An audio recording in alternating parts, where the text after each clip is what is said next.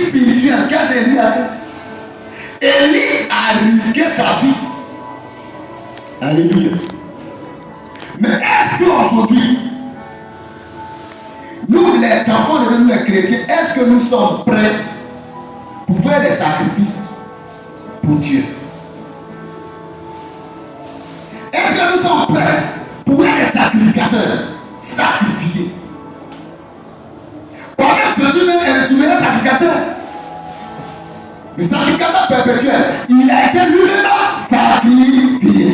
Quand il prend Luc 9, 23, la Bible dit quoi? Luc 9, 23. Et puis, même Luc encore, chapitre 14, 27. Vous pouvez noter ça. Il dit, si quelqu'un veut me suivre, qu'il porte quoi? Sa croix. Porter sa croix implique quoi? Ici, Élie suivait Dieu. C'est parce qu'Élie était prêt pour se sacrifier pour Dieu.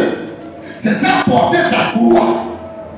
Et c'est en cela, quand tu vas au chapitre 18, il a réussi à relever le défi. Il a réussi à repositionner l'autel de Dieu. Il a réussi à faire descendre le feu du ciel. Il a réussi à faire retomber la pluie parce qu'il a réussi à ouvrir le ciel. Le sacrifice. Pourquoi tu donnes ton problème? Pourquoi tu donnes ta situation compliquée à Dieu? C'est que toi-même, tu dois savoir que tu peux faire des sacrifices. Parce que Dieu est un esprit. Les esprits fonctionnent avec le sacrifice. Alléluia. Amen. Donc il y a des familles. Les gens qui n'ont pas compris Dieu, ils se disent que lorsque oui, il n'y a pas de ministre dans leur famille. Lorsque oui, il n'y a pas de député dans leur famille. Oui, c'est que Dieu n'est pas fort. C'est le mensonge.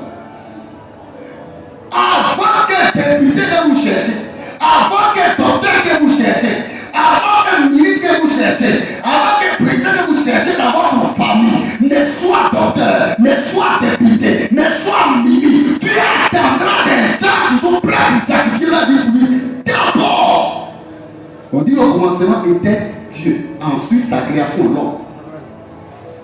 Aujourd'hui, les gens viennent à l'église. Je leur ai dit quelque chose. La plupart des gens qui se donnent à Dieu, premièrement, écoutez bien. Premièrement, qui doivent dire premièrement à Jésus dans leur famille.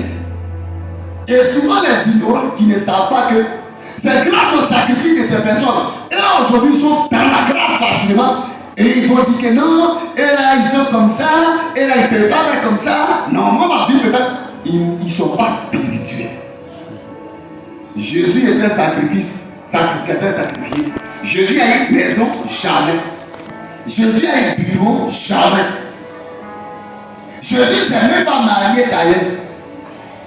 Jésus n'a même pas duré sur la terre. Pourquoi un sacrifice ne peut pas avoir assez d'héritage? Ça, c'est notre face qui est de l'esprit. Alléluia. Donc ici, le sacrifice, ça compte beaucoup dans cette affaire de Dieu. Donc, ceux qui ont des sacrificateurs dans leur famille, réjouissez-vous. Parce que s'il n'y a pas de sacrificateur sacrifié dans ta famille, il y a des choses qui ne vont jamais rentrer dans ta famille, je te dis. Et c'est de quoi les gens veulent parler. Alléluia. Amen. Donc il y a des gens comme les Élie, que Dieu les prend, qui affrontent les peuples pour dire, je viens par le nom du Seigneur, voici. De te révéler la vie des sacrificateurs sacrifiés.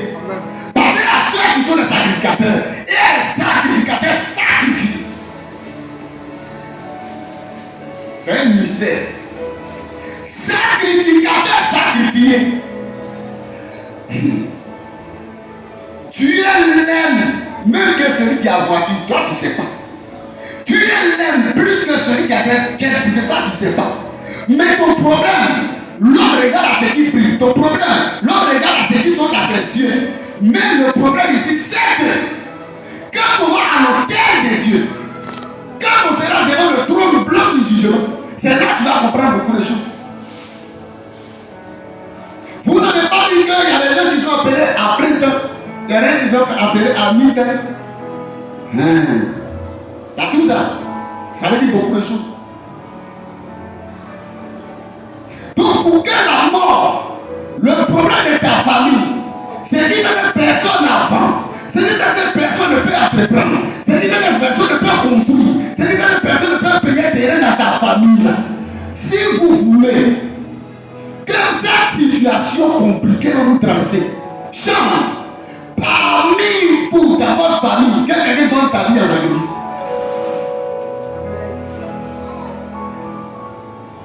La vie de Christ est née. Il a donné en sacrifice sa vie pour que nous aussi, on soit sauvés, n'est-ce pas? Mais malgré que notre aîné fit notre sacrifice sur l'autel de Dieu, lui aussi nous dit, si vous voulez me suivre, que chacun de vous porte sa propre croix. Il n'a pas de croix de quelqu'un. Tu dois apprendre à porter la croix de toute la famille des fois. Il y a des gens, Dieu leur donne la croix de toute la famille. Parce que de la manière des gens idolâtrés Satan, la malédiction est accumulée sur les générations en génération. Donc Dieu attendra que parmi vous, dans votre famille, quelqu'un donne sa vie et puis lui, Dieu va avoir pitié. Et puis il va dire, à cause de David, mon serviteur, Salomon, là, ça marche là, c'est pas bien, mais je vais me laisser autour depuis 40 ans. Tu comprends ça? Dieu appelle David, mon bien-aimé. L'homme est mort. Son fils se laisse au trône. Il fait la même chose comme Akab. Il prend les femmes étrangères, les dieux étrangers, rentre dans la maison de Dieu. Dieu le voit. Et il voit David qui est au ciel, qui n'est plus sur la terre pour voir le malheur de son fils. Et il dit, à cause de mon serviteur David, moi, je vais laisser son fils en paix. Tu peux comprendre un Dieu comme ça? Donc il arrivera que des têtes soient remplies d'huile afin que l'huile tombe sur la barre, ensuite sur le pan des vêtements. Donc si tu vois qu'aujourd'hui il y a des morts qui frappent d'autres familles, n'importe comment, toi tu ne vois pas ça dans ta famille, c'est parce qu'il y a des gens qui ont donné leur vie en sacrifice dans la famille. Dis bien amen. Amen.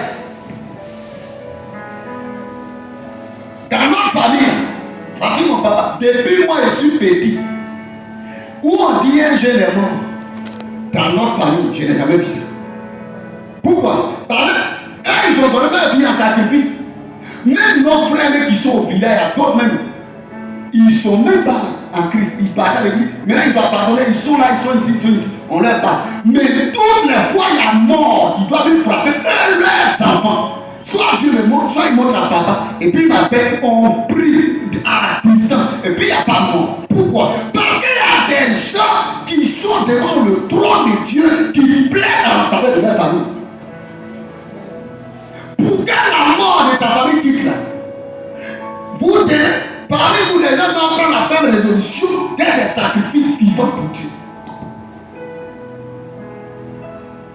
Et qu'est-ce que cela implique à avoir le sens du sacrifice? Il a dit, soyez des imitateurs.